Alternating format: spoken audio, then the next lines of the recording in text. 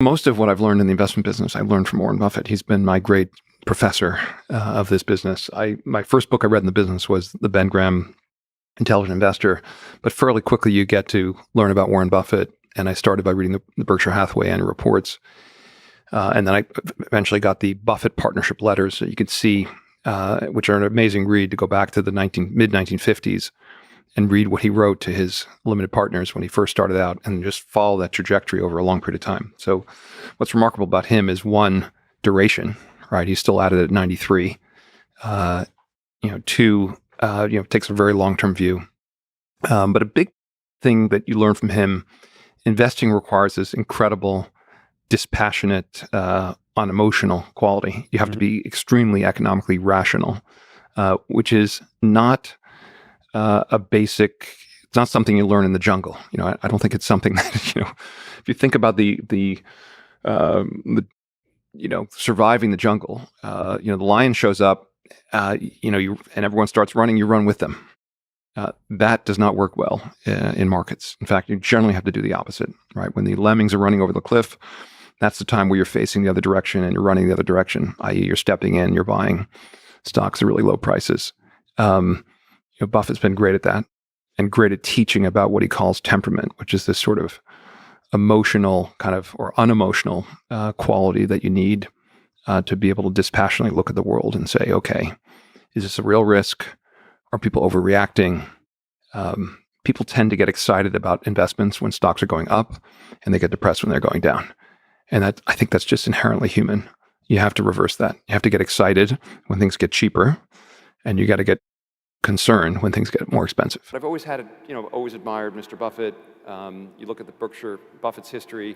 1955, he started a small partnership. By 1962, he started buying a stake in this crappy textile company because it was really cheap. By 1968, he had control of a not particularly good business, and he was sort of stuck. And he sort of got tired of managing money where the money could disappear, where people could add and subtract. And he kind of wound up his hedge fund. He was an activist hedge fund manager, if you go back and follow his history. And he took control of this business, and he used it initially. First, he bought an insurance company, bought a bank, and then over time, he built, obviously, a $1 trillion business. And I've always, he's been an unofficial mentor of mine. And I've always thought... When you were a youngster, you read his letters, you read Graham Dodd, and you read Forbes, right? Yes, all of the above. True story. Yeah.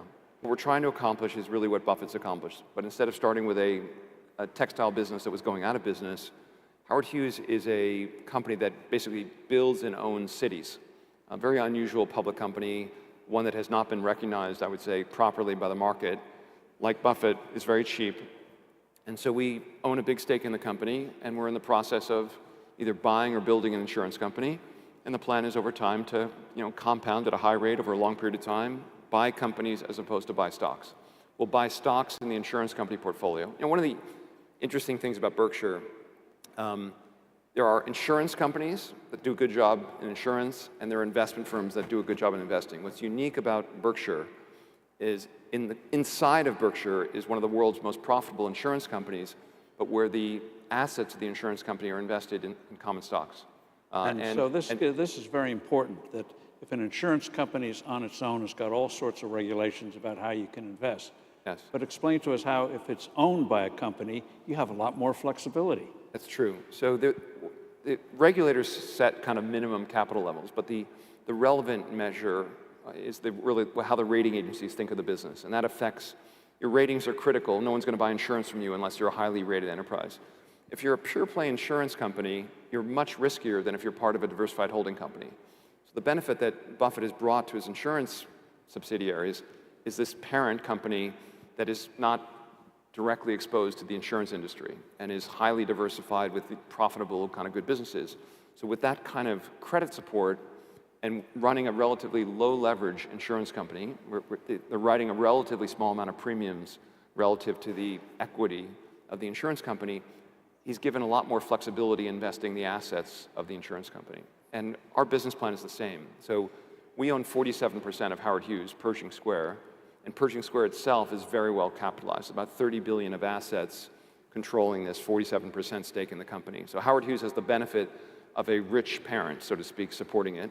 Howard Hughes itself is a very good business with about $5 billion of equity capital. And then we started an insurance subsidiary in the context of Howard Hughes, and we have the similar kind of flexibility as Mr. Buffett does to invest the assets. If you look at the 21-year history of Pershing Square, without fees, it's been about a 23% compounded return.